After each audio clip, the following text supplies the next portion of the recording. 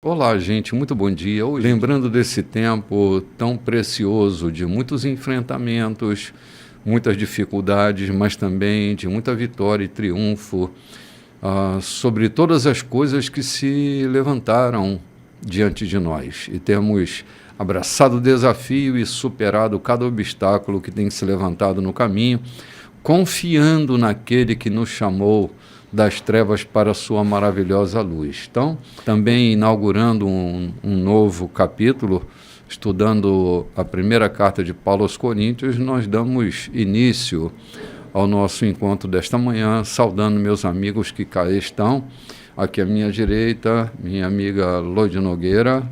Bom dia, querida. Bom dia, querido. Bom dia. Seja bem-vinda. Bom dia para você que está aí também.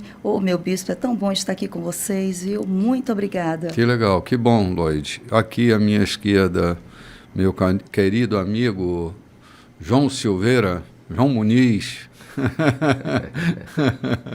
Muito bom dia, pastor. Muito bom dia, querido bispo. Muito bom dia aos companheiros de equipe e bom dia a você que é o objeto principal do nosso programa, o de estarmos aqui. Objeto, digo assim, o ser principal de estarmos aqui, a razão de estarmos aqui é você que está do outro lado, a nos ouvir, que nos ouve pela rádio, que nos ouve pelas mídias sociais, enfim, bom dia mais uma vez. Estamos já começando, né, com a carta de Paulo aos Coríntios. Corinto era uma cidade muito importante para toda a região, até para a própria Roma. Corinto era uma cidade importante, uma cidade portuária. Muitas questões sociais abordadas por Paulo dentro desse texto, elas se dão por causa da questão cultural da cidade de Corinto, que era uma cidade atípica, né? Vinha gente de todo canto, de todo lugar. Essa cidade portuária era uma cidade importante para o comércio e para a divulgação da cultura. Então a gente vai estar diante de um povo com uma peculiaridade diferente e bastante diferente de outras igrejas, né? Mas uma igreja que fornece para nós, até por causa dos problemas que ela vive, ela fornece muito material para a gente estar pensando, refletindo. Como eu disse, tem um aspecto cultural muito, muito típico, né? Então, olhar para essa igreja é olhar com o cuidado de examinar uma cultura onde o evangelho chegou, transculturando as relações, e Paulo tem um papel fundamental dentro dessa igreja, não? Um papel estruturante de tamanha importância, e o cuidado que ele tem com essa igreja, né? Falando de Corinto, é uma cidade portuária que tinha dois portos. Eu não sei se ela ficava numa ponta ou se ela ficava dos dois lados, lado oeste e lado leste eram portos. Era uma cidade que tanto vinha gente da Grécia quanto de Roma, né? Uhum. E ela disputava também a possibilidade de ser a capital da Grécia. Disputava com Atenas o direito de ser capital da Grécia, dado exatamente essa importância que ela tinha no reino para Roma na época. Então, Paulo chega ali pela primeira vez, talvez nos anos 50, e começa a evangelizar. Numa das suas viagens, Corinto era porto obrigatório. E na sua primeira viagem, ou, salvo engano, na sua segunda viagem, Paulo começa a evangelizar aqueles povos. A segunda viagem, né, pastor? Foi isso segunda. mesmo. E segundo ele viveu lá o quê? 1 ano e meio? Aproximadamente. 1 ano e meio. Ele voltou depois. Ele voltou. Na verdade, ele fez 3 viagens para lá. Uhum. Segundo alguns comentadores, o alvo principal de Paulo é que, apesar da cidade ser uma cidade evoluída, mas a promiscuidade era muito grande.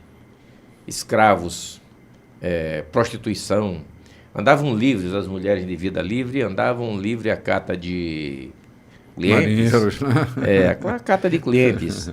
Então era uma cidade muito promíscua. Paulo vê nessa promiscuidade, nessa desorganização social, a oportunidade de semear o evangelho no meio daquele povo. Então, segundo o comentário de alguns historiadores, pesquisadores, a igreja em Corinto começou com essa gente, escravos e prostitutas.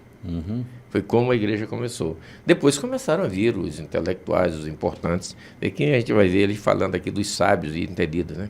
Sim. Porque justamente a importância... se você percebe, toda a caminhada, toda a trajetória apostólica, Paulo vai parar em cidades que são verdadeiras chaves para os interiores, né? Para que a divulgação do evangelho... Porque, assim, Paulo, como ele sai de Antioquia e não de Jerusalém, Antioquia era uma igreja que tinha seu plano de expansão. Era uma igreja que planejava a sua expansão. Como se fosse a sede, né? Sim, ela era a sede desse impulso envio para os gentios, né? Então, havia uma projeção, um cálculo. E de lá, Paulo ia para as cidades mais articuladas, a fim de que o evangelho pudesse ser escoado para os interiores. Era uma estratégia. Corinto, então, era fundamental para que o plano de expansão do evangelho aos gentios pudesse acontecer, não? Tanto para a Ásia quanto para a Europa, né? Ela convergia nos seus portos. Então, é muito bem lembrado essa estratégia de Paulo, né? Sim. Faz um polo aqui e daqui gente convergem para todos os lados, né?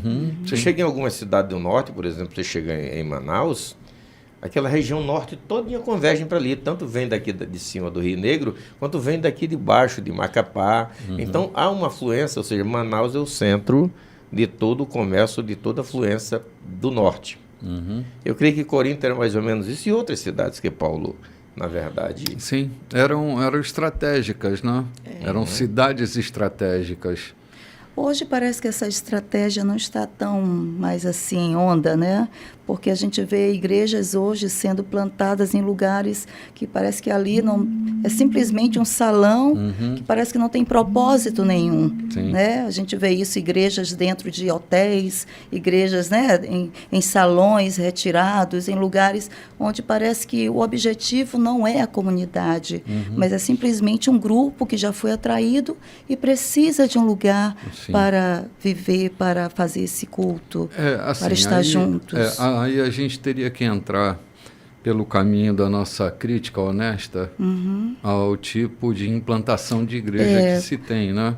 Qual é a missão dessa igreja, né? Qual é realmente o que estão fazendo ali, qual é o propósito, né? Sim. Porque o propósito de Paulo era justamente a conversão, né? Onde havia as pessoas, vamos instalar as famílias, as prostitutas. Essas prostitutas aqui dessa cidade de Corinto eram as prostitutas cultuais do templo lá né, de Diana, de Vênus, né? Que desciam para que desciam ali para o porto, né, para seduzir, para, né, vender suas vidas e ali, né, totalmente converter aqueles homens. Né? Hoje homens, nós temos mulheres, modelos diferentes. Assim, só lembrando que, historicamente, a gente está por um caminho de desvirginar essas regiões. Então, não havia igreja. Era uma implantação de um trabalho onde não havia igreja. A difusão do evangelho, a informação de que o Messias, a notícia de que o Messias havia chegado. E que chegou para todos os povos, não apenas para os judeus. É isso? Sim. Sim, hoje temos uma grande diferença, né? Porque, assim, é duro pensar, mas quando o capitalismo tomou conta do coração da igreja, e a igreja virou tão capitalista quanto qualquer outro valor capital, nós começamos a fundar varejos eclesiásticos. Não é? É dura a minha crítica, eu sei que mas ela é honesta. Há, na verdade, um grande capital em jogo e as franquias estão aí correndo por todos os lados. Temo que o interesse não sejam de fato as almas, não seja de verdade a propagação do evangelho, mas fatiados do jeito que nós vivemos, acabamos nutrindo esse varejo, né? Porque a economia ela está acabando com tudo, né? A própria família sofre um grande abalo por causa desse modelo, né, capitalista de ser, onde as coisas passam a valer mais do que as pessoas. Hoje, também com muita honestidade, a gente vê o quadro onde as coisas estão sendo amadas e as pessoas estão sendo usadas. Também é duro eu afirmar isso, mas está diante dos meus olhos, eu não posso negar. Onde o capital toma conta de tal maneira que as pessoas são coisificadas e as coisas se tornam as mais importantes, né? O mundo da coisificação. Eu recebi um casal de missionários que está na África, mais precisamente na região de Fulacunda, e ele me falava que a igreja a que ele pertencia decidiu abrir uma congregação ou construir, fazer uma construção, que é muito dispendioso naquela região, construir alguma coisa. E eu perguntei, ela tem interesse em abrigar, na verdade, o trabalho ou em colocar a sua placa? Ele parou e pensou, disse, pelo que me ajudam, pelo que me fornecem, parece que estão muito mais interessados na construção do espaço físico do que na assistência à necessidade daquele povo. Então, se você tem autonomia, não permita que uma placa te convencione ao teu trabalho lá. Faça o seu trabalho e faça como você tem feito. Você deixou sua família, deixou os seus familiares aqui, a família não, que a esposa está com ele. E deixou Ainda bem que ele deixou alguma coisa que lhe sustenta, né? Mas está sujeito a se tornar apenas o membro de uma determinada denominação que vai colocar sua placa para mostrar que ela está presente ali, e não o que faz com aquele povo. Sim. É que às vezes criticar a seara do coração alheio é muito complicado, né? A gente pode pecar terrivelmente, isso mesmo, né? isso mesmo. Mas, dada a experiência relacional que a gente tem, a gente pode constatar que o que João está dizendo é uma verdade muito possível de se acontecer, não é? Que é o interesse que está por trás de tudo isso. É triste, mas o bastidor, aquilo que está fora do semblante, aquilo que está fora daquilo que a gente pode ver, às vezes é muito desastroso. Nós temos um bastidor perigoso, um bastidor que a gente não se orgulha, pelo contrário, a gente se envergonha do que acontece nos bastidores, onde o povo não pode ver o que acontece, as negociações, não é? E aí a gente se depara com um modelo diferente do modelo apostólico que Paulo vai estar usando. Já na sua época tinha, João. Paulo vai chamá-lo de impostores, de fraudulentos, não é? De pregarem a base das zurrapas e das mixórdias, né? Falsificando o leite, vendendo vinho azedo, com interesses monetários. Isso era da época de Paulo. A gente não vive hoje com mais pureza. A gente vive hoje a mesma trágica realidade de um ser humano corrompido, que Cristo é só mais uma mercadoria a ser negociada, né? E nem só o Cristo, a vida religiosa ou qualquer coisa. Lembra de Mica? Roubou a prata da sua mãe, quer dizer, um cara desonesto, e depois resolve montar para si um sacerdócio, ou seja, uma igrejinha particular. E no alto da sua importância ele dizia: agora o Senhor me abençoa. Tenho um altar e um sacerdote para gerir as minhas coisas. Ou seja, já vem de muito antes de Paulo. Sim. Acho que começou foi com a corrupção do próprio Adão, né, João? A partir dali tanta loucura foi cometida, né? A gente vê uma história cheia de tragédias, mas enfim, nós estamos aqui com um apóstolo desvirginando essa terra, que sequer conhecia Jesus, que sequer tinha tido contato com o Evangelho, e Paulo está trazendo as boas novas em todo esse percurso que ele faz na jornada apostólica, desde do seu primeiro contato com essa igreja. A gente vai ver outras igrejas que Paulo também, né? Paulo desce até a Espanha evangelizando, né? Vai fazendo um progresso, passando pela Síria, né? Passando por vários lugares. Paulo chega até a Espanha com a intenção de voltar para Roma e nunca chega lá. A vez que chegou, ficou para sempre, né?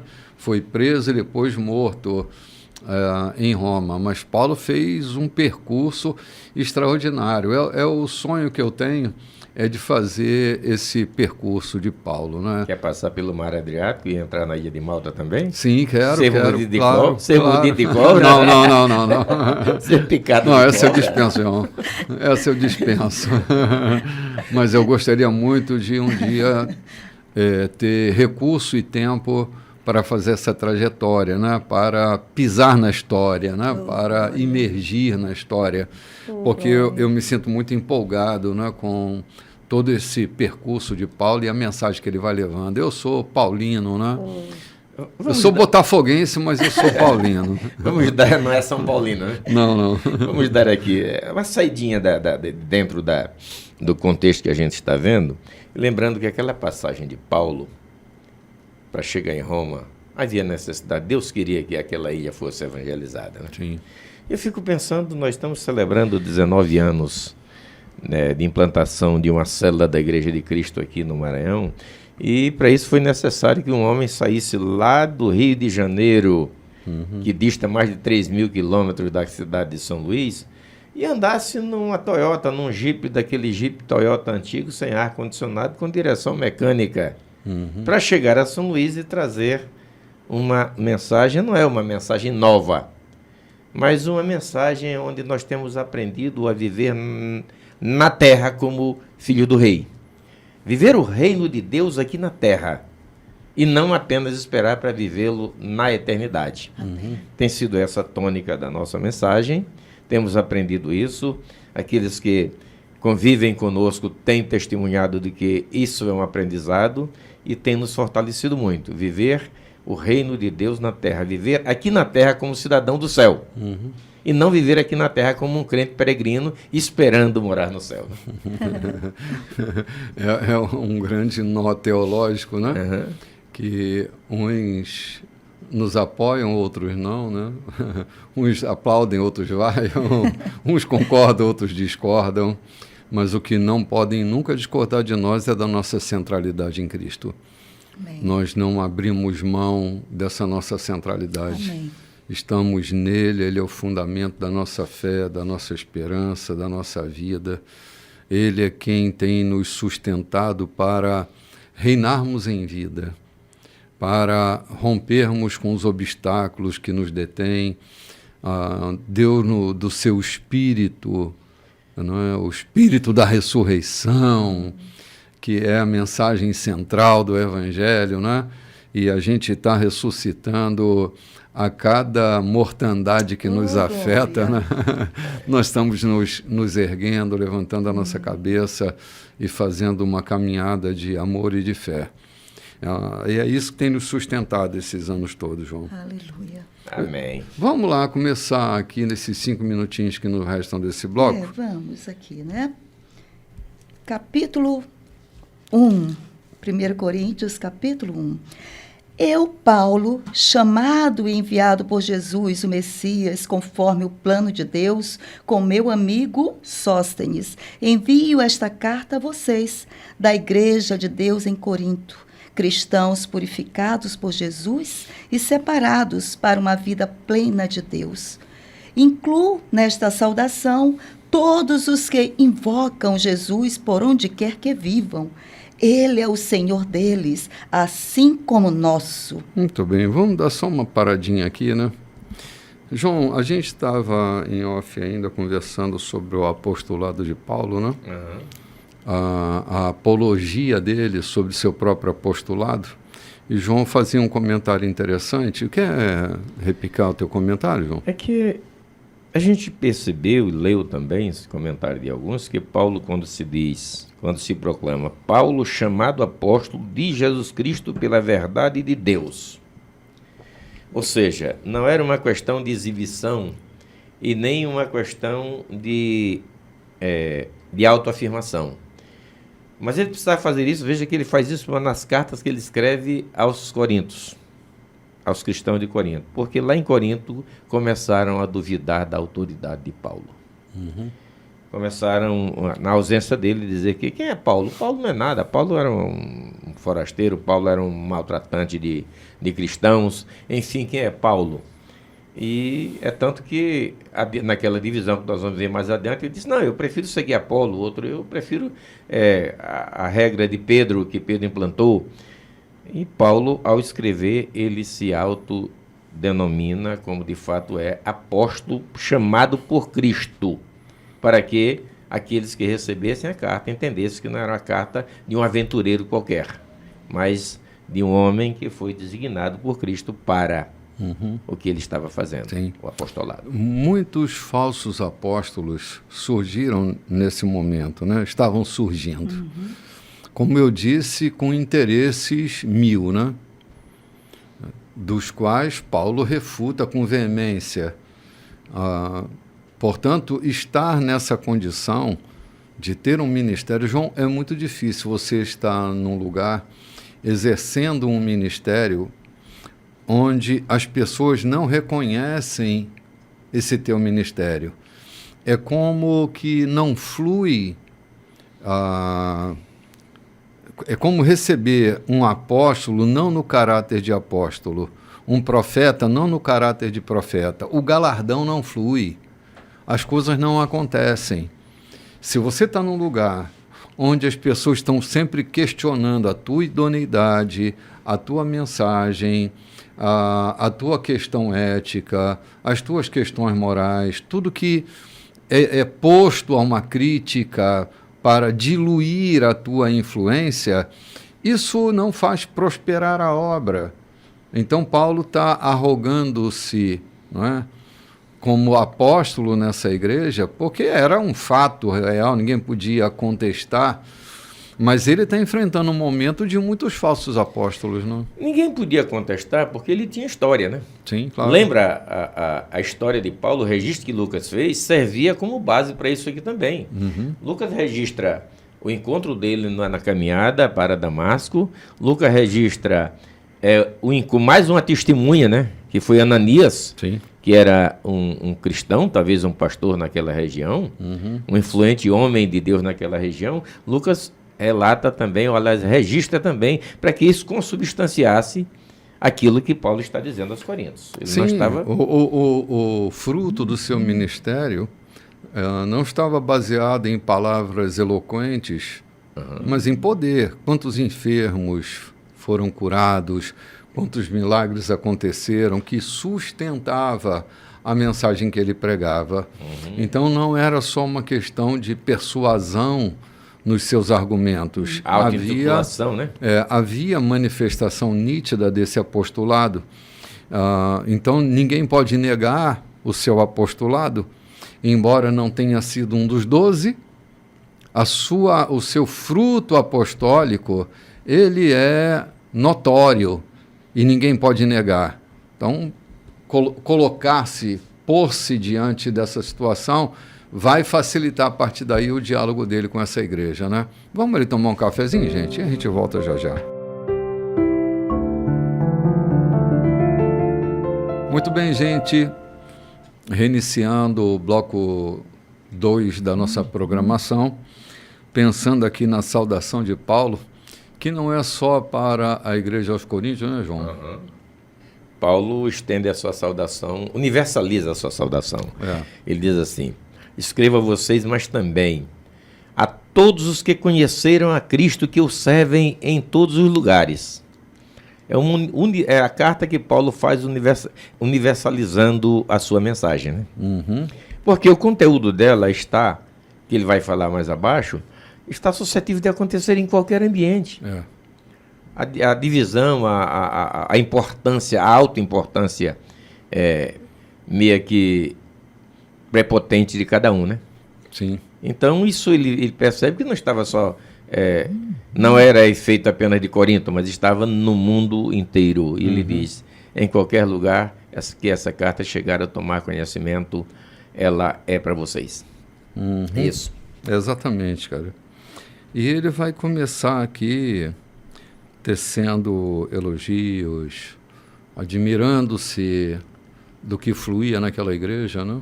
Ele primeiro faz uma saudação linda, graça e paz da parte de Deus, nosso Pai, e do nosso Senhor Jesus Cristo. E me desculpe interromper aí, mas a gente falou agora da nossa missão, ou, aliás, do nosso foco crístico, né? Paulo, escrevendo em todos os seus escritos, ele diz o nosso Senhor Jesus Cristo. Paulo fala de Deus, porque falar de Jesus Cristo aos judeus, onde tem um judeu, e não trazer à tona o Pai, ou não trazer à tona Deus, pode soar sem crédito a qualquer judeu. Todavia, Paulo fala graça e paz da parte de Deus, o Pai, e do Senhor Jesus Cristo, que era a centralidade do seu ministério. Sim, verdade. É aqui que ele vai dizer que ele prega Cristo crucificado, não? Poder de Deus, Poder sabedoria de Deus, ou seja, aqui é a sua missão crística, né? Verdade. Vamos lá, Lodi. Vamos sim. Versículo 3. Que todos os dons e benefícios que vêm de Deus, nosso Pai, e do Senhor Jesus Cristo, sejam de vocês. Toda vez que penso em vocês, e o faço com frequência, agradeço a Deus pela vida que levam com livre acesso a Ele, concedido por Jesus. O que aconteceu com vocês é algo que excede a imaginação humana e não pode ser dito em palavras. Cristo pode ser visto claramente na vida de vocês. Oh, meu Deus. Glória. Que coisa linda. É isso que a gente tem insistido tanto. É isso. É nisso aqui que a gente tem concentrado os esforços da gente em anunciar o Evangelho, João, a fim de que em cada cristão o Evangelho possa ser lido através da vida dele. Amém.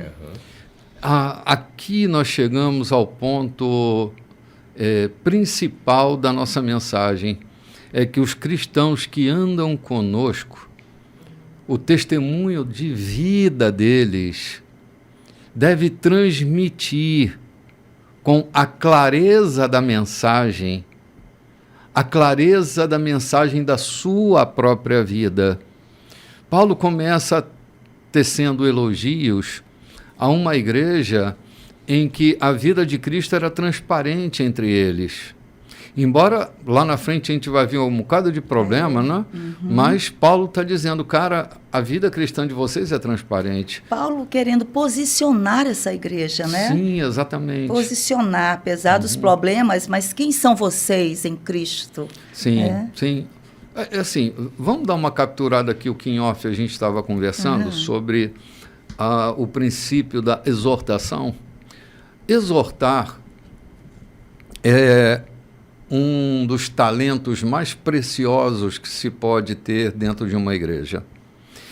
Exortar não é redarguir, exortar não é ralhar, exortar é colocar o nível, é mostrar o padrão de excelência e levar todos a esse lugar. Exortar é colocar para cima, não é colocar para baixo. Às vezes eu tenho visto alguns que se arrogam de serem bons exortadores, mas o que eles fazem é colocar as pessoas para baixo, humilhar as pessoas.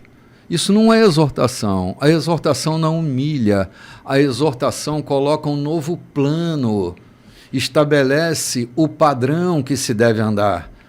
Paulo começa elogiando essa igreja, que a gente sabe que está cheia de problemas, mas ele coloca o padrão. Olha, vocês estão assim, vocês são desse nível, vocês pertencem a esse universo. Quando os irmãos fazem essa leitura da percepção de Paulo sobre a vida deles, fica mais fácil, João, transicionar dos conflitos para uma vida de excelência, porque o padrão está posto. Você está sendo visto. Mas voltando na questão de dizer, exortar, ou seja, trazer para baixo, aí tem aquela linguagem, aquele popular entre o evangeliquez, não apacenta, o pau senta, né? Apacenta. O pau senta. Assenta a pá. Assenta o pau. É lamentável, mas a gente está trabalhando aqui com o texto para aprendizado, né? A gente não está aqui tentando botar na cara de ninguém ou trazendo o erro de alguém. A gente está aqui, na verdade, comentando essa carta, como vem comentando há muito tempo os textos bíblicos, não para mostrar que sabemos, não para mostrar que somos os melhores, mas para trazer à tona, a lume, aquilo que, na verdade, que a gente precisa caminhar, ou como devemos caminhar em Cristo. Sim. Eu tenho aprendido muito ao ler, ao fazer o programa, os comentários aqui, tem servido muito mais para mim do que para muitos outros que ouvem. Tem me levado a isso, que a gente está aprendendo agora, exatamente, caminhar como obreiro, a gente entender que aqueles que estão sob os nossos cuidados não devem ser humilhados, não devem ser execrados, mas primeiro trazer aquilo que eles são capazes e de melhorar aquilo que eles são capazes de fazer. Sim. João, embora a gente não se arrogue de dizer que sabemos, mas nós estamos compartilhando o que sabemos, né? E o que sabemos é o que nos cabe até esse momento, né? É o que nós temos aprendido da palavra. Então não há um arrogo de querer convencer ninguém de coisa alguma, mas estamos refletindo. Inclusive, refletimos o espelho da nossa própria vida. Né? Muitas das lições que nós temos compartilhado, elas estão fazendo parte atuante da nossa vida. Né? São erros que cometemos, acertos que tivemos, então não há de verdade nem sombra de presunção em nós para arrogar que nós sabemos das coisas, mais do que nós já sabemos das coisas, né? Que não é tudo isso, mas é tudo que nós já temos aprendido em Cristo, né? E por meio de sua palavra. Essa coisa dele dizer que, cara, com frequência eu lembro de vocês, dá uma ideia tão boa, né, cara, que eu estou sendo lembrado o tempo todo, com muita frequência alguém se lembra de mim, né? Essa sensação dá a sensação do aconchego, do querer bem, do ser bem visto aos olhos. E toda exortação começa assim, né? Que eu não estou sendo descartado, eu estou sendo incluído, eu estou sendo considerado, eu estou sendo acolhido. E aí a coisa fica mais fácil da gente fazer com que as transições aconteçam com mais facilidade, né? Nós falamos no programa passado de que Paulo estava escrevendo a igreja de Roma e foi uma igreja que ele não fundou. Ele não era responsável por aquela igreja. Então a imagem que eu tinha de um Paulo ao ler as suas cartas é de que era um homem que se sentia responsável. Simplesmente responsável do alto do seu conhecimento, que ele era um cara de alto conhecimento, tanto das escrituras quanto das leis, e do conviver. A imagem que eu tinha do Paulo era essa. Hoje eu vejo com tanta clareza o amor, o sentido de Paulo quando diz, eu lembro de vocês. Outras ele diz, com grandes letras eu vos escrevi. Ou seja, ele demonstra, na verdade, não autoridade, mas amor por as igrejas a quem ele se reporta. Cara, ao ler essa última frase aqui, do capítulo 6, Cristo pode ser visto claramente na vida de vocês, tem me feito fazer uma pergunta que está sempre na minha boca, né? Essa igreja contemporânea, a igreja do nosso tempo, João, essa igreja se parece com Jesus? Não é uma pergunta indutiva, não é uma pergunta perniciosa, capciosa, é uma pergunta para a nossa própria consciência. A igreja da nossa época, Cristo pode ser visto claramente por ela?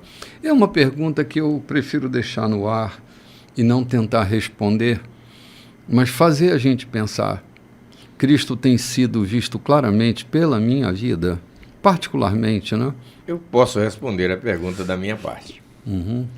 Ainda novo, quando caminhava no Evangelho, mas não tinha essa segurança, essa firmeza, estando no local de trabalho ou em qualquer outro ambiente, e ainda muito imaturo, quando me perguntavam, e aí, você é o quê? Você é evangélico? Acanhadamente dizia assim, sou evangélico. Hoje eu tenho a liberdade, não a prepotência de dizer, eu não sou evangélico simplesmente, eu sirvo a Cristo, eu sou cristão, eu pertenço a Cristo. Se você não conseguir ver Ele em mim, é porque eu estou mentindo, né? Eu estou negando aquilo que, na verdade, eu estou dizendo ser. Sim. Eu preciso ser e confirmar nos negócios que eu faço, nas pessoas com quem eu trato, nos colaboradores que tenho. Eles precisam ver o Cristo que há em mim. E Paulo está dizendo aos Coríntios, na versão que eu tenho em mão, diz assim, o testemunho de Cristo tem sido visto em vós, tem sido visto e confirmado em vós. É bom ouvir isso, né? Lloyd, quando as pessoas trazem para nós boas notícias a nosso respeito, entra uma força em nós tão grande. A gente lida com esse narcisismo fundante em nós, de que quando as pessoas trazem mais notícias a nosso respeito, causam mal, né? Há uma sensação de não estar sendo visto, não estar sendo percebido, não estar sendo notado. Eu acho que por isso que Paulo entra por esse caminho aqui, né? O caminho de perceber, o caminho de ver, de encontrar. De fazer com que eles mesmos tenham esse olhar sobre eles. Sim. Né? Porque é o que falta, a gente ter esse olhar. Não só o outro, mas também termos esse olhar de quem eu sou em Cristo. Porque muitas vezes o outro diz, você é uma bênção. Né? Mas eu preciso também dizer, eu sou uma bênção. Eu sou um louvor para Deus. Né? Isso também é importante. Paulo, ele faz isso aqui. Inicialmente, vocês são bênção. O que aconteceu na vida de vocês, as palavras não traduzem isso, né? Mas nós podemos ver dia após dia. Os testemunhos estão aí. O que aconteceu na vida de vocês é notório. Né? E é maravilhoso isso. Sim, imagina. Só escapando aqui, mas tentando dizer que na vida do homem onde Cristo é transparente, até os demônios se reconhecem. Até os malfeitores reconhecem. Eu lembro que eu tinha um amigo, pastor, e ele ficava na igreja até 10 horas da noite, 11 horas, ele gostava de escrever, escreveu vários livros. E o caminho que ele fazia da igreja para a casa dele era aparentemente perigoso. Havia muitos marginais ali que permeavam pelaquela praça, sentavam ali para se drogar, mas ele ficava até as 10 horas, enquanto a luz estava acesa, tinham 2 daqueles homens perigosos ou daqueles homens não convencionais parados ali perto da porta do templo. E quando ele saía, que fechava a porta, dava boa noite, e a certa distância eles o acompanhavam até entrar na sua casa. E ele sabia que eles estavam fazendo aquilo por reconhecê-lo como homem de Deus, para protegê-lo. As suas filhas que estudavam à noite saltavam na praça, que era a parada do ônibus, e eles já sabiam, os homens ali, os perigosos, já sabiam o horário que essas moças saltavam. E eles estavam por ali rodeando na praça. E quando elas saltavam, eles ficavam um em cada esquina, observando até quando elas entravam em casa. Ou seja, quando Cristo é refletido na tua vida, qualquer ser, até os demônios, veja que Jesus vai chegando em Gadara sem dizer nadinha, né? Não disse nada. Ele chega, quando ele desce do monte com os discípulos, aquele menino endemoniado não disse uma palavra, caiu no chão e ficou de costas mudinho, como protesto. Em qualquer lugar aonde um homem cheio de Jesus Cristo se apresenta, o mal, os demônios, os malfeitores vão caindo fora, vão saindo, porque reconhecem Cristo em nós. Sim, sim. João, Lloyd, eu pastorei uma comunidade no Rio que ficava bem pertinho de uma das favelas famosas do Rio, né? Uma vez eu entrei com um médico que me ajudava em assistências à população carente, e nós fomos à associação de moradores dessa favela, né? Só que havia uma nova turma lá governando a favela e não me conhecia, né? E aí nós fomos entrando com o carro, como é de praxe, a gente baixa o vidro, não era de dia, mas a gente baixa o vidro e tal. E vieram dois, um com um fuzil do lado do médico e outro do meu lado, que estava dirigindo, né? E quando eu percebi que eles estavam correndo do nosso lado com o fuzil na mão, eu fui parando. Aí alguém gritou assim: "Ei, doido, é o pastor, rapaz, é o pastor, rapaz." Aí disse: "Ô, pastor, desculpei, nós vamos escoltar o senhor até a associação de moradores." E aí fomos escoltados até lá. Viraram os anjos da guarda. Os demônios se converteram em anjos da guarda. Essa coisa da gente fazer o bem, da gente contribuir com o crescimento da comunidade ao nosso redor, interferir nos rumos dessa comunidade, trazer o bem-estar. Cara, isso faz com que o evangelho que nós pregamos com a nossa boca seja sustentado com as nossas ações. A sustentação não vem de um discurso eloquente, vem de uma vida consistente. Isso. A pregação do evangelho, ela vai para além de um discurso eficiente. Ela vai para uma vida consistente. E onde quer que a gente esteja, identificam que a gente é gente de Deus, que o evangelho está sendo lido ali. Esse cara é do bem, ele pertence aos do bem, ele faz parte da luz, ele merece ser respeitado. Porque se tem uma coisa que combate as trevas, é a luz. Ok? Sem guerra. Não tem briga, João, não tem briga. Acenda uma luz e você vai achar a dracma perdida. Acenda uma luz e você vai encontrar tesouros que estão perdidos, gente que está perdida, né? Valores que estão perdidos, né? Acenda uma luz. É isso que Paulo diz aqui em seguida, que ele diz: basta vocês pensarem que vocês têm tudo. Exatamente. Ele fala aqui de uma maneira tão linda. Olha aqui, ó. Qual é o versículo? 4. Não, estamos aqui. Cristo pode ser visto claramente na vida de vocês. Isso, basta pensar que vocês não precisam de nada. Já tem tudo. Isso. Todos os dons de Deus estão entre vocês, que aguardam com expectativa o retorno do Senhor Jesus. Além disso, Deus está com vocês, disposto a mantê-los no caminho até que todas as coisas sejam acertadas de vez por Jesus. Deus que conduziu vocês a esta aventura espiritual, compartilha conosco a vida do seu Filho e o nosso Senhor Jesus. Ele jamais irá desistir de vocês. Nunca se esqueçam disso. Eu não me esqueço. Eu não me esqueço. Basta você lembrar que já tem tudo, que não precisa de nada. Sim. Olha, Lodi, mesmo sendo nós criaturas inacabadas, lembremos-nos e consideremos-nos com mais respeito próprio, né? Que Ele não vai desistir de nós. Ele não desiste daquele que Ele chama, daqueles que Ele convoca, aqueles que Ele aprova. Ele não desiste de nós.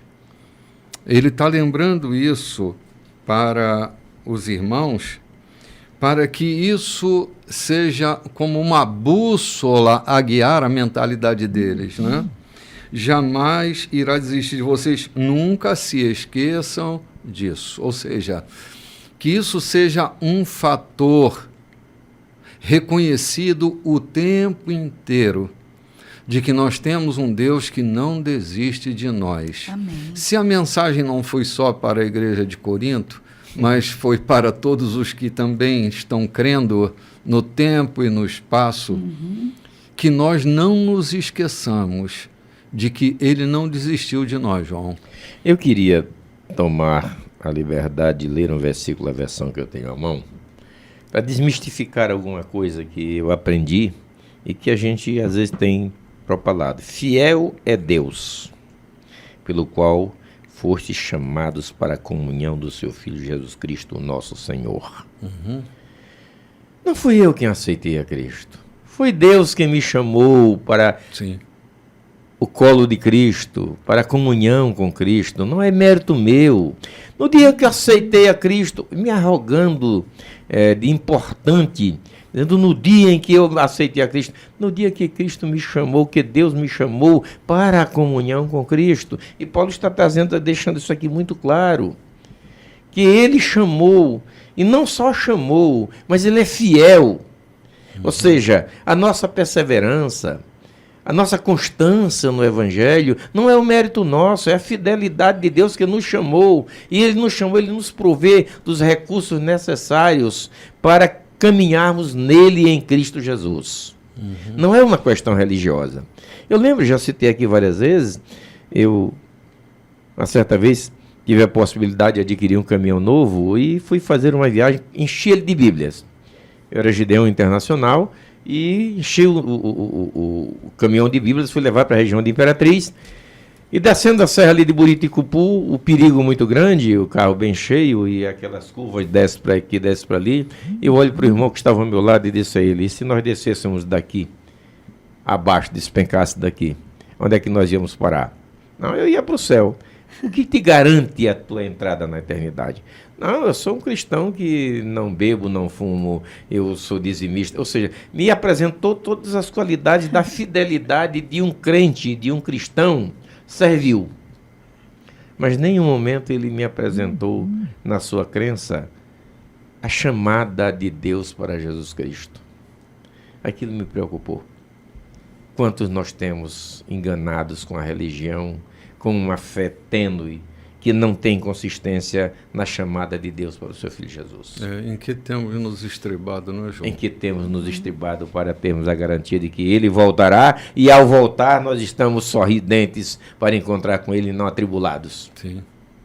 João, meu primeiro contato lúcido com a fé, me ensinaram, foi a primeira lição que eu aprendi, que Jesus é o nosso único e suficiente Salvador.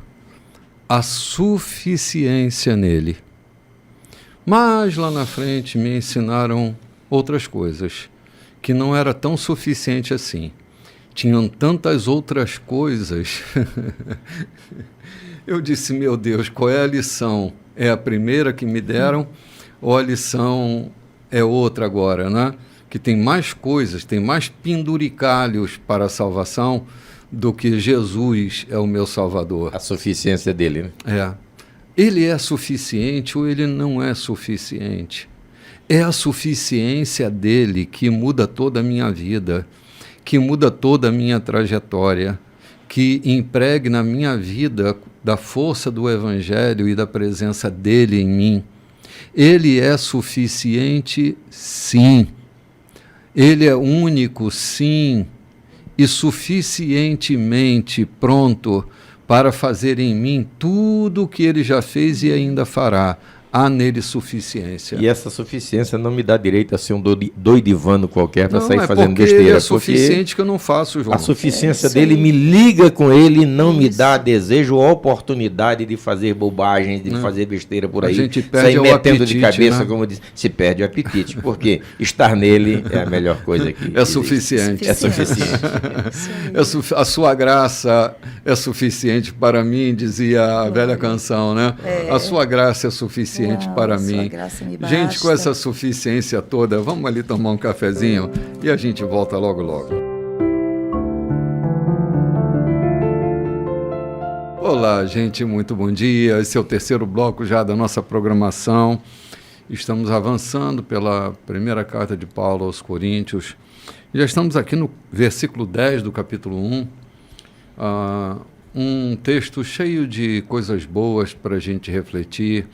Paulo acaba de colocar o padrão dessa igreja, elogiando os irmãos e ratificando, atestando a beleza do evangelho na vida deles, não é? E, ao colocar esse padrão, ele tem observações, preocupações a serem divididas para que o nível que já está bom melhore mais ainda. Então, ele vai agora estabelecer uma observação, uma preocupação que ele tem com relação àquela igreja que aparentemente está como que polipartida, né?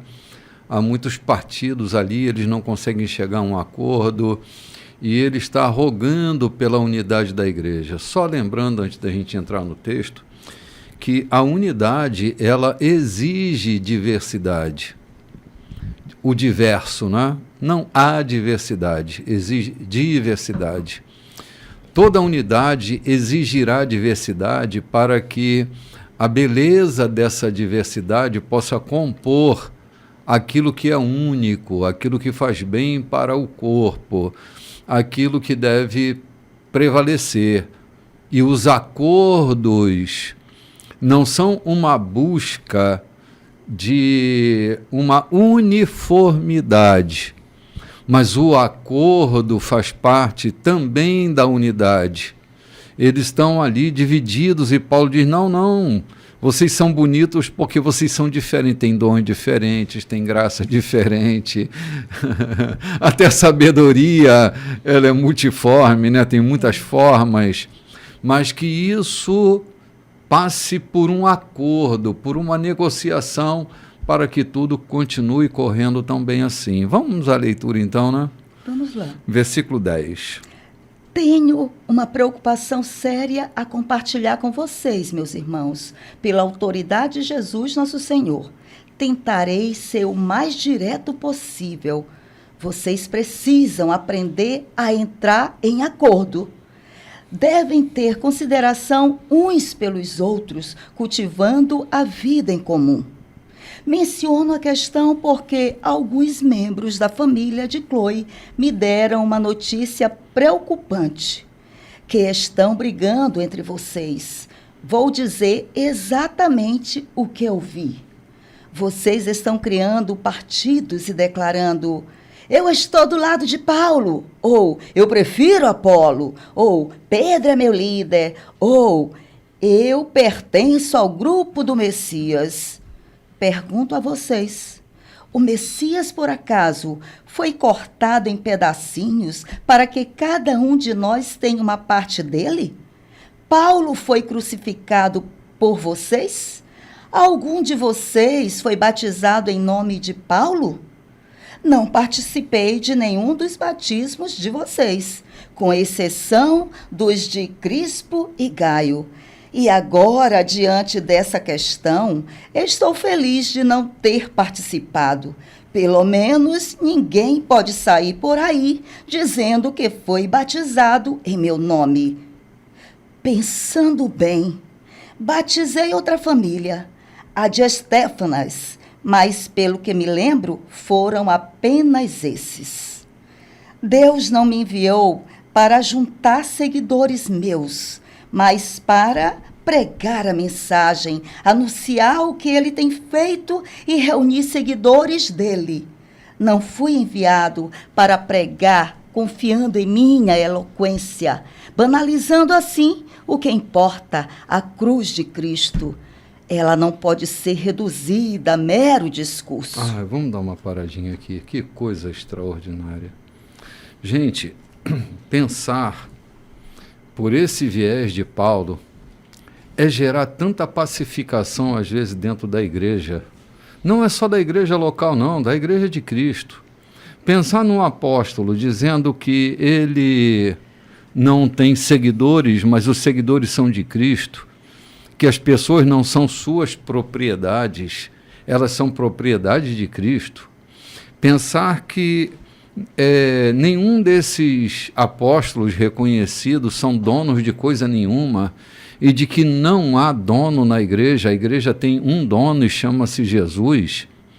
Entrar nesse argumento de que não foi ele que morreu por ninguém, entrar nesse discurso de Paulo é trazer saúde para a igreja. é que a igreja saiba quem é o Senhor da vida dela. Isso é acentuar um grande organismo para que ele funcione como um corpo orgânico, se movimentando em torno de um comando, o comando do cabeça que é Cristo. O fundamento dos apóstolos e dos profetas é Cristo. Cristo é o fundamento. Então, sobre toda a igreja, o fundamento deve ser Cristo. E em função dele, nós precisamos estabelecer acordos para que a gente funcione bem e funcione melhor. Se a gente trabalhar com esse senso de propriedade, a gente está numa empresa, não está numa igreja. Os pastores, os líderes, os apóstolos, eles não são os donos da igreja. A igreja é de Cristo. E a gente precisa deixar isso bem claro para que a igreja funcione como um corpo, como um organismo e não como uma organização. Pensar a igreja como organização é pensar a igreja empresarialmente e não pensar a igreja como um organismo, né? Como essa figura orgânica que ela deve ser. Acho extraordinário Paulo se posturar dessa forma, João. Mesmo sendo ele um apóstolo reconhecido, ele diz que ele não faz seguidores dele, ele faz seguidores de Cristo. De que Cristo é, ele não. Foi Cristo quem deu a sua vida por nós, não foi ele, nem fui eu, nem foi você. A gente tem uns hábitos de linguagem que são equivocados. Alguém quando diz assim, porque lá na sua igreja, bispo, minha igreja, eu sempre digo, cara, e espero que não seja com antipatia, mas eu repito, não é minha igreja, eu não tenho igreja, eu não dei a minha vida por ninguém, eu não fui crucificado e nem ressuscitei por ninguém, a igreja é de Cristo, deixa isso claro, não? Eu costumo me pronunciar dizendo, esta célula da igreja de Cristo, né? Nem chamo de igreja, porque a igreja é um contexto daqueles que servem a Cristo, né? Prefiro dizer a célula da igreja de Cristo. Mas tenho 2 pontos aqui a comentar. Primeiro, eu tomei conhecimento por alguns da família de Cloé, ou Clói, que entre vocês há demandas. A grosso modo, olhando assim por cima, parece que uns fofoqueiros foram encontrar-se com Paulo para levar informações desastrosas ou complicadas para perturbar a vida de Paulo. Eu não vejo dessa forma. Dentro de uma igreja, eu entendo que não deve haver fofoqueiro, nem fofoca, nem tratador de confusão, porque já lá no Antigo Testamento, há um texto que diz Deus abomina, né, aqueles que semeiam fofocas e contendas. Mas também há uma necessidade de cristãos sinceros, preocupados com o andamento da obra, vendo aquilo que nós, os obreiros, não estamos podendo ver, sente com a gente e converse com sinceridade, não traga fofoca, não traga confusão e nem com intenção de provocar dissensão. Aquele pessoal da família de Cloé, eles foram ter com Paulo porque estava preocupante, na verdade, aquele momento na vida de... Porque Apolo era o pastor da igreja.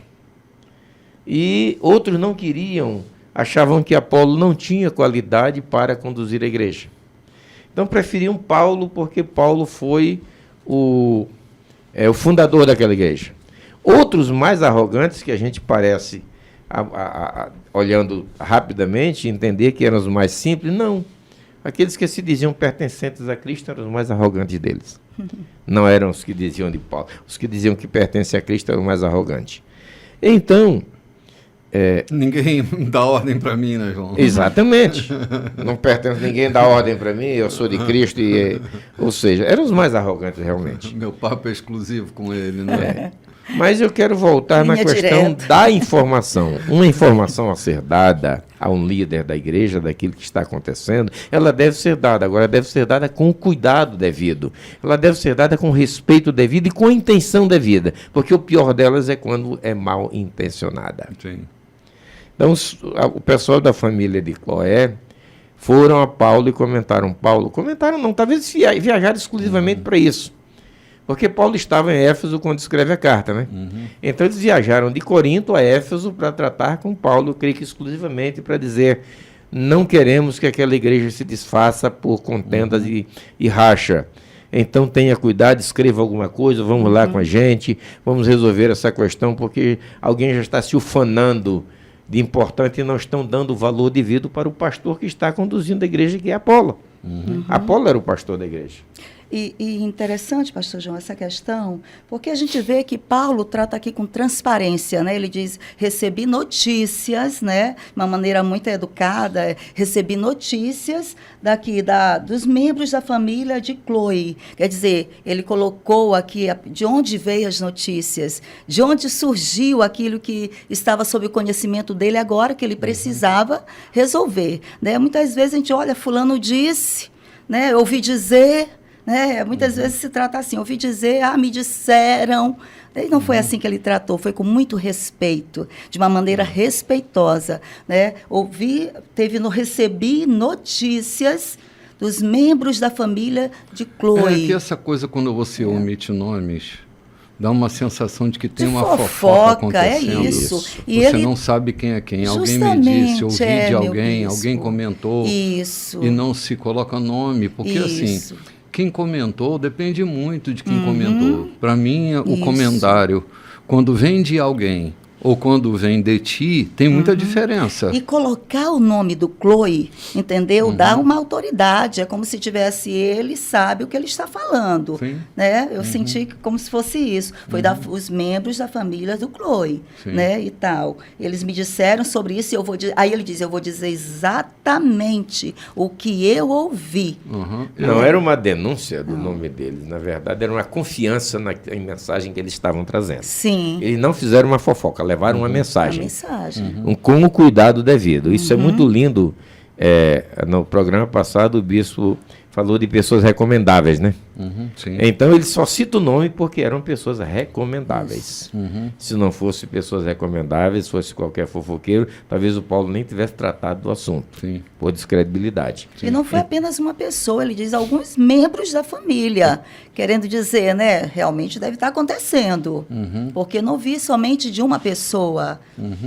Sim. Mas, então, o que nós estamos tratando aqui? Por que nós estamos comentando o assunto? Porque nós vivemos em igreja de pessoas, de gente e gente. Então, meu querido irmão, quando você trouxer uma informação sobre alguém, passe ela nos 3 crivos. Verifique se ela é verdade, se ela vai edificar, se essa informação vai trazer algum proveito, algum resultado positivo a alguém. Se não, deixa essa informação para lá, não seja abominado por Deus em semear fofoca e contenda, porque Deus vomita aquele que semeia contenda. Mas Paulo tem a coragem, como disse a Loide, era também um assunto que ia tocar, mas foi muito bem, eu creio que o Espírito Santo está permeando a coisa, porque o mesmo sentimento dela, o mesmo assunto que ia tocar, ela acaba de tocar e com muita clareza. Era isso que a gente tinha para fazer. Valeu. Sim, eu estou meio fora de contexto já, mas eu queria comentar uma coisa engraçada, que são as ovelhas com síndrome de girafa, né? Elas não comem a graminha, elas querem comer só as folhas que estão no alto. Isso é muito complicado. As pessoas que estão na igreja, mas elas se sentem tão acima que elas não conseguem se sentir como rebanho, né? Como esses aqui que estão conectados diretamente com o Messias, só recebem do Messias, né? Se o Messias falar, elas obedecem, se o Messias não falar. Ou seja, as autoridades postas, né, como um presente de Deus. Porque o que são ministérios? Presentes de Deus para a igreja, né? Isso mesmo. É um dom de Deus para a igreja. Deus deu à igreja, né? Efésios capítulo 4. Deus deu à igreja apóstolos, profetas, evangelistas, pastores, doutores, não é? Então, quando eu recuso uma autoridade, a não ser que ela seja absurda, né? Que seja déspota, que seja arbitrária, mas autoridade é a que anda na ordem do autor. A autoridade não é arbitrária. A arbitrariedade não é coisa de quem tem autoridade. É tipo aquele chefe de família que tem que dar um soco na mesa e dizer quem manda aqui sou eu, né? Bom, já perdeu a autoridade há muito tempo, né? ou o pastor que se levanta na igreja para dizer que quem manda lá é ele. Já não tem mais autoridade, tem muito tempo. Não é com autoridade, é para servir, não é para mandar, não é para arbitrar. A autoridade é para servir. Então se reconhece a autoridade. Mas quando tem gente que se recusa a reconhecer a autoridade, nós vamos ter um problema, como tinha aqui os que eram do Messias. Uma igreja dividida, né? Ele pergunta, por acaso, Cristo foi dividido em pedacinhos? Né? Quer dizer, forte, uma igreja em pedacinhos. Né? Não é um forte corpo, é pedacinhos. Também quero falar aqui, quando você fala de autoridade, Jesus, quando chama os discípulos para a grande missão, ele dá autoridade, mas também dá poder. Autoridade sem poder é um desastre. Se ter apenas autoridade e não ter poder é um desastre. E o que é autoridade e o que é poder? Autoridade é aquilo que te é concedido, poder é a capacidade que você tem de resolver. Poder é a capacidade que você adquire, que você recebe para resolver e não resolver com despotismo, não resolver com grosseria. O outro fato que você fala também é que eu lembrei quando diz assim, eu sou de Cristo, e aquilo que ele falar. Que ele falar através de quê? Quantas pessoas têm entrado em derrocada porque contratam a semelhança de Mica, um sacerdote para falar aquilo que ele acha que Deus está falando, né? O que se quer. O que se quer, um guru próprio, que informa, que lhe orienta. Nós temos nos dias atuais, eu conheço pessoas muito próximas, que se orientam até quando vão comprar, o que comprar e o que não comprar, porque o seu guru é quem define. Porque ele, segundo o contratante, tem a autoridade de Deus, é a voz de Deus para ele. Agora, não se engane que todas essas pessoas, normalmente, que se colocam como sacerdote de Mica, são assalariados. São exploradores daqueles que o obedecem. Lamentavelmente, é uma verdade que todos aqueles que têm um guru em casa, que tem um orientador espiritual, esse orientador é uma sanguessuga do seu recurso financeiro. Normalmente ele vive tirando o recurso daquele a quem ele pseudamente orienta. Sim. E, João, só lembrando aqui para a gente não criar qualquer tipo de questão, é que essa menção não diz respeito aos pastores que vivem da obra do ministério. Que tem o dom para fazer isso, que foram comissionados, direcionados, autorizados, outorgados por Deus para fazer isso. Sim. Orientar uma ovelha é diferente daquela que tem um guru de Mica, né? Eu trago a figura de Mica. Mica porque alguns não sabem quem é Mica. Mica era um canalha, um judeu canalha, meio que canalha, ganancioso, resolveu enriquecer e roubou as moedas da mãe dele, né? Quando a mãe descobriu, ela amaldiçoou, então ela resolveu devolver para tirar a maldição. Ele constrói com aquelas moedas de prata uma imagem, constrói um altar, um templo, um pequeno templo, organiza as suas finanças, as suas casas, se sente um homem acima de qualquer suspeita, mesmo tendo a pecha de ladrão que ele já havia feito com a mãe. Então ele resolve se sentir santificado, puro, e naquela época ter um pastor era ter um sacerdote. Mas o sacerdote era propriedade, ou aliás, era exclusivo do templo e não da propriedade de ninguém. Como a coisa estava meio solta em Israel naquela época, e Mica adquiria um certo recurso, ele resolve contratar um sacerdote para ele. Passa um benjamita por lá, que nem era da tribo de Levi, salvo engano, era um benjamita, ou era da tribo de Levi? Perguntou, de onde tu vem? Eu estou procurando um lugar para onde morar. Você quer ser meu sacerdote? Você quer trabalhar para mim? Eu te dou um salário, casa para morar e comida, abrigo para a tua família. Eu só quero que você me sirva como sacerdote. Então, sem dúvida, ele estava dizendo, o que eu quiser você vai ter que me dizer. E depois ele se ufana e diz, eu agora posso ser abençoado por Deus, porque eu tenho um ídolo na minha casa, eu tenho um altar e um sacerdote exclusivo para a minha família.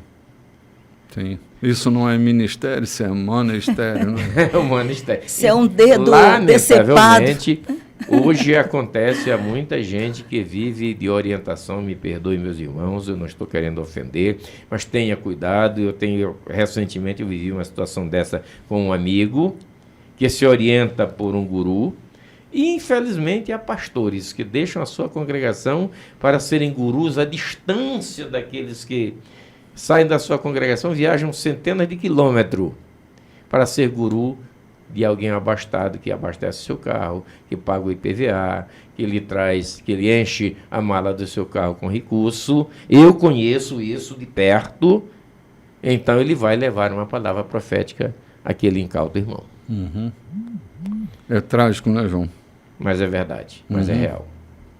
Sim. Vamos avançando aí, dona Loide. Vamos, Faltam 4 minutinhos aí. A mensagem, né? Uhum. A mensagem que aponta para Cristo na cruz parece tolice para os que caminham para a destruição, mas para quem está no caminho da salvação faz todo sentido. Está escrito: destruirei a sabedoria dominante e mostrarei que quem se acha sábio é louco. Onde acharão alguém verdadeiramente sábio, educado e inteligente na época atual? Deus já não denunciou tudo isso como mera pretensão, palavras sem sentido? O mundo, com a sua sabedoria fantasiosa, nem mesmo chegou perto do conhecimento de Deus. Por isso, em sua sabedoria, Deus decidiu usar o que o mundo considera tolice, pregação acima de tudo, para levar os que confiam nele ao caminho da salvação. Muito bem, vamos dar uma paradinha por aqui. Cara, uma explicação muito lúcida sobre do que se trata o Evangelho, do que se trata a pregação do Evangelho, do que se trata o caminho de Cristo, né? Essa argumentação de Paulo, né, na tua versão, ela tem uma percepção um bocadinho diferente, né? É meio complicada para se entender, porque ele fala de sabedoria. Eu estava meditando nisso, já estudando por várias vezes esse texto aqui, entendendo que Paulo não está falando de um conhecimento comum, de um conhecimento acadêmico, de um conhecimento teológico. Paulo está falando de alguém que se arroga ter conhecimento acima da sabedoria que vem de Deus. De alguém que quer dissertar o Evangelho, ou seja, Estevão fez um discurso lindo no dia da sua morte, dissertou com tanta clareza sobre o Cristo, com tanta precisão sobre o Cristo, e foi visto pelos seus algozes como um homem cheio do Espírito Santo, cheio de sabedoria de Deus. Está lá, Lucas narra isso. Diferentemente daqueles, e ele está falando exatamente para esse pessoal que queriam, esses que diziam, sou de Paulo, de Apolo e de Pedro, eles estavam falando exatamente do conhecimento que eles tinham a respeito das Escrituras, do conhecimento, ou daquilo que eles foram buscar sobre o Evangelho, e se ufanando de conhecer uns mais que os outros. E Paulo chega e diz, ei, isso é sabedoria vã. Esse conhecimento sem a presença do Cristo nas vossas vidas é só falácia. Sim, está cheio do Espírito Santo, esse conhecimento não tem vaidade, não tem validade nenhuma. Eu até lembro de um hino que diz assim, me desculpem estender mais, diz uma palavra revestida de poder, uma palavra com poder celestial. Aí ele diz assim, mesmo que formado em teologia e tenha muita sabedoria carnal, nem que pregue o Evangelho noite e dia, não me conformo sem o poder celestial. Eu creio também que Paulo está se referindo aqui, tipo assim, comparando a palavra dele também com a de Apolo, que o Apolo, por ser esse orador, né? Eu sou de Paulo, outro de Apolo. Paulo está dizendo que... Lembra que ele disse quando esteve na primeira vez, ele não foi tão eloquente, ele não foi assim, ele falou do que interessava, que era de Cristo, né? Então, aqui ele está, eu acho que comparando, né? Vocês são um de Paulo, outro de Apolo. Aí ele coloca, fui enviado para pregar, não fui enviado para pregar confiando em minha eloquência. O outro era eloquente e tinha aqueles que eram adeptos da boa palavra, né, do discurso, da oratória, né? Tinha isso também. Sim, é verdade. Verdade. Então, assim, equilíbrio acima de tudo, moderação acima de tudo, porque o Evangelho é poder de Deus. Ele já vai falar sobre isso, né? A gente vai ali tomar um cafezinho e volta já já.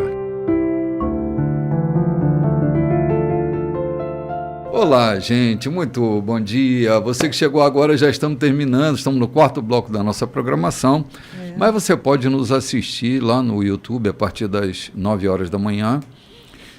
O programa Café com Bispo está lá no nosso canal YouTube, Igreja da Colheita. E se está chegando já desde cedo, estamos dando continuidade aqui, né? Sim, nós vamos seguindo por aqui na exposição desse texto. Até domingo próximo passado eu toquei nesse texto, que é o versículo 22, né? E a gente vai fazer a leitura e o comentário que nos cabe nesse texto tão rico, tão extraordinário.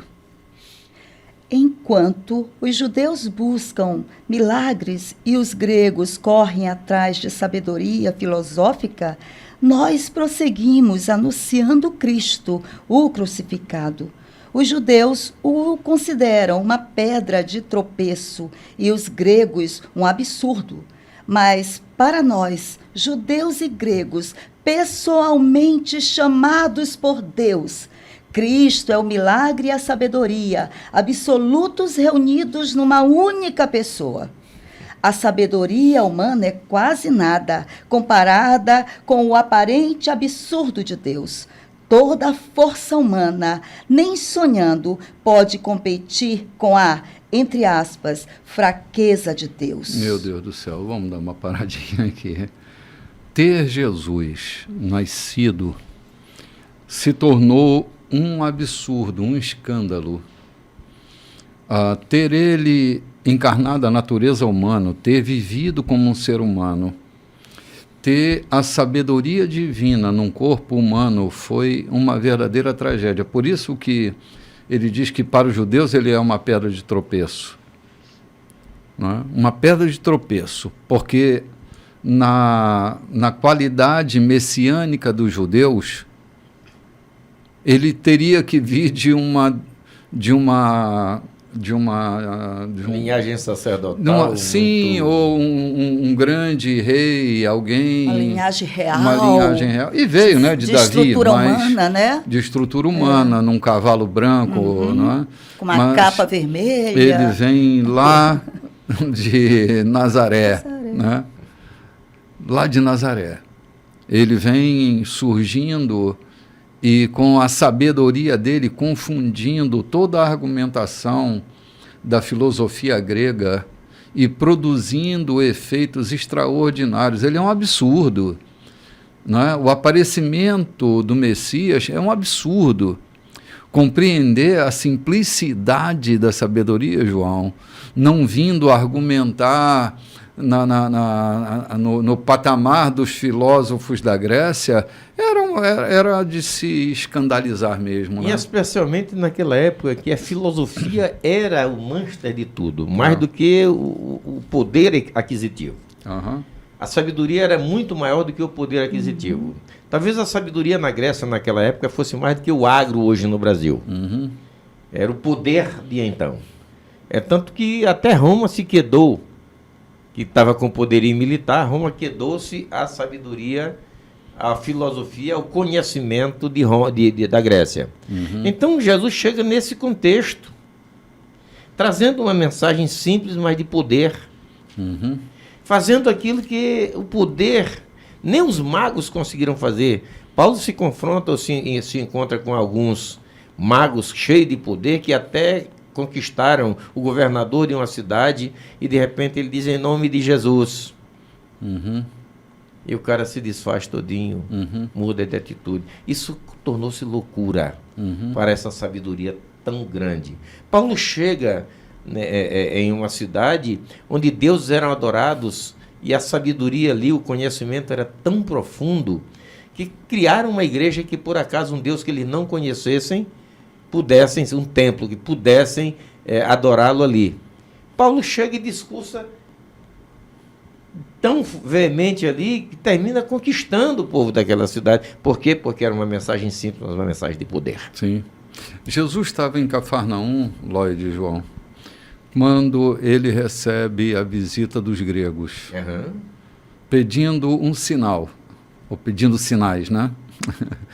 Eles não vão atrás da sabedoria, embora eles estejam indo atrás da sabedoria, né? mas vão pedindo um sinal. Era a Grécia se rendendo à grande sabedoria do Messias. Então, nós temos uma figura que confunde de verdade todo esse fluxo de uma sabedoria humana, de cogitações humanas, de prescrutações humanas, e nos deparamos com Jesus, e Paulo sustenta a pregação do crucificado. Ele dá uma argumentação assim, completamente diferente da escola da Grécia. Ele traz uma sabedoria que não brota da perquisição humana. Ele traz uma sabedoria, ele anuncia a sabedoria vinda de Deus, que confunde a sabedoria dos sábios, que leva à ruína a sabedoria dos sábios. Escandaliza os judeus, porque ele vem ressuscitando o morto, ele vem purificando leprosos, ele vem na contramão da pregação dos judeus naquela época. Então ele vem quebrando paradigmas de todas as ordens, das ordens religiosas e das ordens filosóficas, e Paulo sustenta a simplicidade e a profundidade desse discurso, né?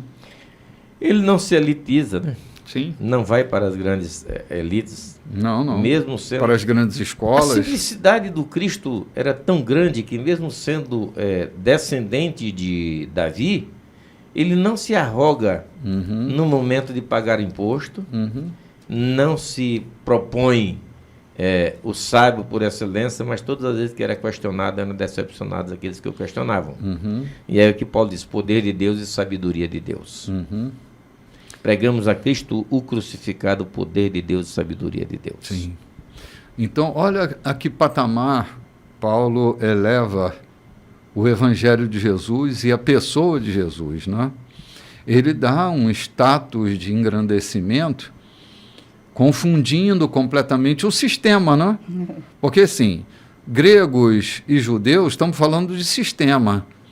Ele fala de um Jesus que quebra os paradigmas do sistema, né? A sua acessibilidade, a grandeza dessa conexão que Jesus faz entre os homens e Deus, esse vínculo, esse elo criado com sua morte, com sua ressurreição, acaba completamente com a proposta do sistema. Ele vem numa espécie de antissistema, né? Jesus é o grande facilitador, e na pregação de Paulo é a pregação da grande facilitação do homem ter acesso a Deus, né? Muito bem, vamos avançando por aqui, né? Versículo 26. Lembrem-se de quem vocês eram quando foram chamados para esta vida. Não vejo entre vocês muitos representantes da elite intelectual, nem cidadãos influentes, nem muitas famílias da alta sociedade. Não é óbvio que Deus deliberadamente escolheu homens e mulheres que a sociedade despreza, explora e abusa? Não é óbvio que ele escolheu gente do tipo Zé Ninguém para desmascarar as pretensões vãs dos que se julgam importantes? Fique claro que nenhum de vocês pode contar vantagens diante de Deus. Tudo o que temos, cabeça no lugar, vida correta, pecados perdoados e novo início, vem de Deus, por meio de Jesus Cristo. Daí o ditado: se alguém se orgulha, que se orgulhe por causa de Deus. Oh, meu Deus do céu. Essa afirmação que Paulo traz é que está em Jeremias. Não se glorie o sábio na sua sabedoria, nem o forte na sua força, nem o rico nas suas riquezas, mas aquele que gloriasse, glorie-se nisto, em me conhecer e saber que eu sou Deus. Sim. Essa escola divina é fantástica. Quando Paulo diz, tudo que temos, cabeça no lugar, vida correta, pecados perdoados e novo início, vem de Deus. Ou seja, a possibilidade de recomeçar sempre, né? Ter a cabeça bem arrumadinha, viver fora das confusões, né? Ter os nossos pecados perdoados, viver uma vida correta Isso não vem de uma escolarização, isso vem de uma escola, entre aspas, aqui, de uma escola divina. Por isso que não dá para a gente se gloriar em coisa nenhuma, senão se gloriar nos beneplácitos de Deus, né, João?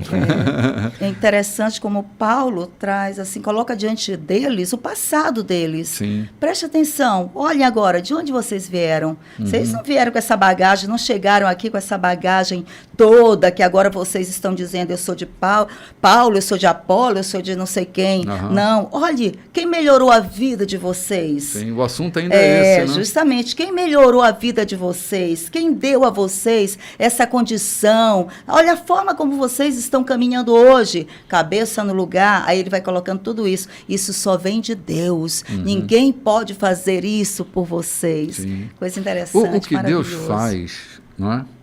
O que Deus faz na vida da gente, Ele olha e vê valor quando ninguém encontra valor nenhum na vida da gente. E é justamente isso que muda o nosso destino, é o seu olhar para nós. São as boas notícias que Ele traz de nós. Porque no sistema, as boas notícias vinham de uma elite para elite. Os pobres não tinham espaço, né? As castas eram muito claras, não se migrava de um lugar para outro. E ele diz, por causa de Deus, por causa da vida de Cristo, vocês hoje estão vivendo a vida que vocês estão vivendo. Lembrem-se disso, não dá para se gloriar em coisa nenhuma. Não são os títulos, não são as premiações humanas, é o que Deus fez na vida de vocês. Como Ele arrumou esse caos que era a vida de vocês. Por dentro, né? Como arruma por dentro e arruma por fora. Claro, se arrumar por dentro fica fácil pelo lado de fora, né? Como eu melhorei por fora, depois que o Senhor me arrumou por dentro. Interessante, né, Pastor João? A gente começou aqui o programa falando exatamente do povo a quem Paulo começa a trabalhar na cidade de Corinto, prostitutas e escravos. Mão de obra barato. Ele começou com esse povo. E de repente ele está falando desse mesmo povo. Lembrem-se, não é para que vocês se sintam humilhados por isso, mas lembrem-se de quanto vocês cresceram, o conhecimento que vocês adquiriram. O João Ninguém ali, a versão de Zé Ninguém, quer dizer, o povo reprovável que eram vocês. As prostitutas não serviam a não ser para a satisfação sexual dos homens e depois recebiam seu troco e iam embora.